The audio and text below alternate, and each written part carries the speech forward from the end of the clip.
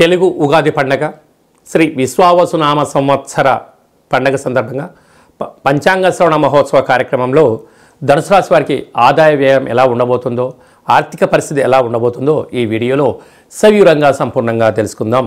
ధనుసు రాశిలో ఏ నక్షత్రాలు వస్తాయిగా మూలా నక్షత్రంలోని 4 పాదాలు, పూర్వాషాఢ నక్షత్రంలో 4 పాదాలు, ఉత్తరాషాఢ నక్షత్రంలో 1 పాదం కలిపితే ధనుసు రాశి అవడం జరుగుతుంది. చాలామందికి పుట్టినటువంటి కాల సమయంలో డేటా బర్త్లు లేనటువంటి కారణం వలన పేరు యొక్క మొదటి అక్షరాన్ని అనుసరిస్తూ ఆ రాశిని తెలుసుకునే ప్రయత్నం చేద్దాం. ఏ, యో, బా, బి, బు, ధ, బా, డా, బే అక్షరాల వారందరూ కూడా ధనుసు రాశి జాతకులే. ధనుసు రాశి యొక్క అధిపతి దేవగురు బృహస్పతి. వీరికి ఈ సంవత్సరం ఆదాయ వ్యయాలు గమనించినట్లయితే ఆదాయం 5, వ్యయం 5. ఎంతైతే అవసరాలు ఉన్నాయో మీరు అంతే సంపాదించబోతున్నారు అని చెప్పి గుర్తుపెట్టుకోవాలి. స్థిరాస్తులు, చరాస్తులు సంపాదించాలి. షేర్లు, సెన్సెక్స్, సాఫ్ట్వేర్, హార్డ్వేర్ రంగాల్లో అన్నిండా ముందుకెళ్ళాలని చెప్పి మీ ఇంటెన్షన్ మంచిదే. కాకపోతే నాకు కుటుంబ ఖర్చులు ఉన్నాయి, నాకు మెయింటెనెన్స్ వ్యవహారాలు ఉన్నాయి, చాలా కార్యక్రమాలు ఉన్నాయి, కుటుంబం అంతా నా మీద ఆధారపడి ఉంటుంది, నా సంపాదన లేకపోతే నేనేం చేయలేను అని మీరు అనుకుంటూ ఉంటారు. కానీ మీ ఆలోచన విధానం కరెక్టే. కాలం కలిసి రానప్పుడు, అనుకూలంగా లేనప్పుడు మీరు ఆవేశాలకు వెళ్ళి అనర్థమైన నిర్ణయాలు తీసుకొని సమయపాలన లేనటువంటి తిండి, నిద్రలేని రాత్రులు గడపడం వలన ఏమవుతుంది? మీకు మొట్టమొదట అనారోగ్యం, దీర్ఘకాలిక వ్యాధులు. ఎందుకనగా అర్ధాష్టమ శని సంచార స్థితి ప్రవేశించడం వలన, తృతీయంలో రాహు ఉండడం వలన తల్లిదండ్రులతో విభేదాలు, అన్నదమ్ములతో, అక్కాచెల్లెలతో, భార్యాపిల్లలతో అనేక మంది నీ దగ్గర సమయం ఉన్నప్పుడు, ఓపిక, శక్తి ఉన్నప్పుడు నీ దగ్గర సంపదనం అందరికీ ఖర్చు పెట్టావు. కానీ నువ్వు కష్టకాలంలో ఉన్నప్పుడు, నువ్వు ఇబ్బందులో ఉన్నప్పుడు ఎవరైనా ఒక్కరు ఫోన్ చేసి బాగున్నావని అడిగే మానవుడు కూడా మనిషికి కనుమరుగవుతాడు. అంటే సొసైటీ నేచర్ అంతే. బెల్లం ఉన్న చోటికి ఈగలు ఎలా వస్తాయో డబ్బులు ఉన్న వ్యక్తి దగ్గర జనాలు ఉంటారు.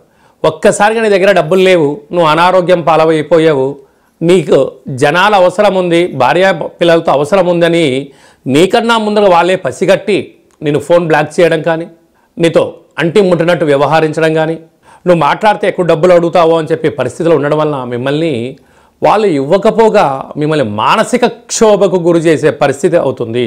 కనుక మన పెద్దవారు చెప్తుంటారు, వయస్సులోనైనా కాలంలోనైనా దీపం ఉండగానే ఇల్లు చక్క పెట్టుకోగలగాలి.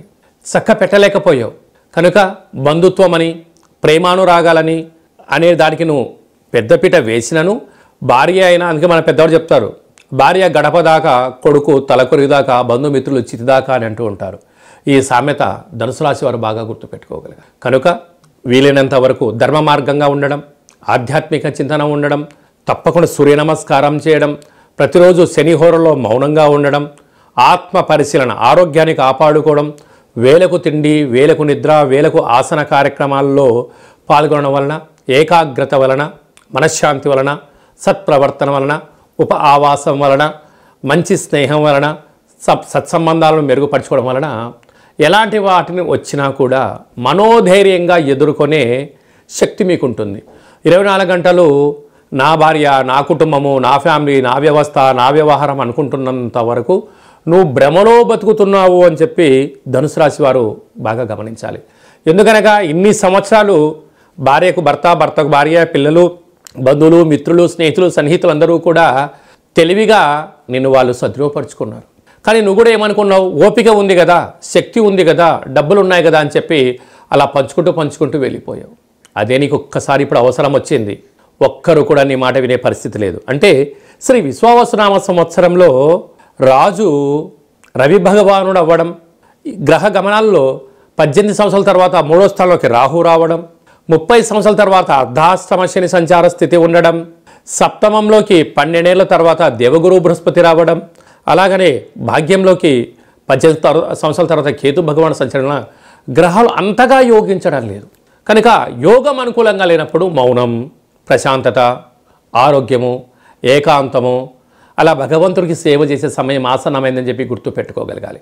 కనుక వీలైనంత వరకు ప్రతి శనివారం పూట శనిహోరలో శనివారం రోజున ఉపవాసం ఉండడం, పసుపు రంగుతో కూడుకున్నటువంటి పదార్థాన్ని భుజించడం, వీలైతే భూసేవనం, భూమి మీద పడుకోవడం, అలాగనే ఓం క్రాం క్రీం క్రౌం సహ శనయే నమః అనే మంత్రాన్ని 27 సార్లు వ్రాయడం, 108 సార్లు ఉచ్చరింపజేయడం, శని భగవాన్కి ప్రీతికరమైనటువంటి నువ్వుల నూనె, నల్లటి నువ్వులు, ఇనుపు వస్తువులు, అలాగా వీటితో తులాభారంలో ఈ అక్షర తులాభారంలో పాల్గొనడం.